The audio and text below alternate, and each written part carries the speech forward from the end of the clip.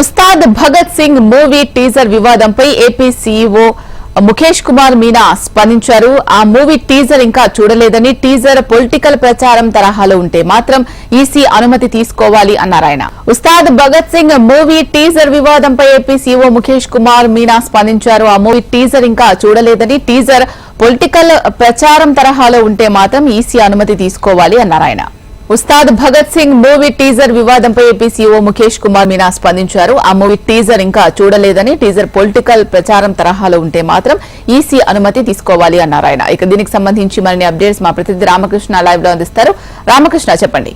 శీల గారు, ఇప్పటివరకైతే అదే ఎన్నికల నియమాలు ఉన్న నేపథ్యంలో ఇప్పుడు ఉస్తాద్ భగత్ సింగ్ పవన్ కళ్యాణ్ సినిమాపై ఈసీ ఇప్పుడే స్పందించారు. ఎలా ఉంది ఏం లేదనేది దాని విషయాలైతే ఇంకా టీజర్ చూడలేదు. టీజర్లో ఏముంది, అది పొలిటికల్కి సంబంధించి ఏదైనా మైలేజ్ ఉంటే దానిపై అలాంటి విషయాలు ఏమైనా ఉంటే దానికి ఈసీ కంపల్సరీగా పర్మిషన్ తీసుకోవాలని చెప్పారు.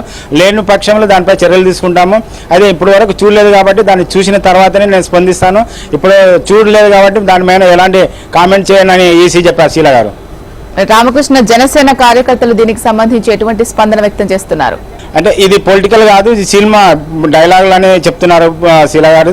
అదే సినిమాలో ఎలా ఉంటుంది సినిమా అయితే పవన్ కళ్యాణ్ చూసినట్టయితే ఇది పలిగే గ్యాస్గా పలిగే కొద్దీ ఇది ఇంకా విజృంభిస్తుందని పవన్ కళ్యాణ్ చెప్పే డైలాగులను బట్టి ఇది పొలిటికల్గా వస్తుందని వేరే ప్రతిపక్షాలు ఆరోపించిన నేపథ్యంలో జనసేన మాత్రం ఇది పొలిటికల్ కాదు, ఇది సినిమా మాదిరిగా చూడాలని చెప్తున్నారు శీల గారు.